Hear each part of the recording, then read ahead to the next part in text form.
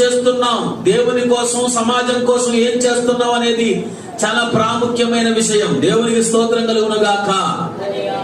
మంచి పుస్తకాలు, మంచి స్నేహితులు, పుస్తక జ్ఞానాన్ని, పుస్తక విజ్ఞానాన్ని సంపాదించండి. చదివిన ఏమన్నాడు, చిరిగిన చొక్కా అయినా తొడుక్కో, ఒక మంచి పుస్తకం కొనుక్కో. ప్రతి ఒక్కరు కూడా చక్కగా పుస్తకాలను చదివే ఆ అలవాటును అలవరుచుకోవాలి. పుస్తకాలు మీకు మంచి స్నేహితులు.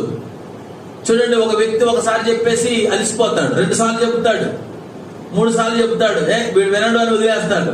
కానీ బుక్ మీ ఇంట్లో ఉందనుకోండి, భక్తుల జీవిత చరిత్రలు, శాస్త్రవేత్తల యొక్క ప్రయోగాలు, వారి జీవిత చరిత్రలు, ఇలాంటి ప్రపంచ చరిత్రలు, ఇలాంటి దేశ చరిత్ర, మన యొక్క ఇవన్నీ విజ్ఞాన శాస్త్రానికి సంబంధించిన చరిత్రలు చదవాలా. టైం వేస్ట్ చేయొద్దు.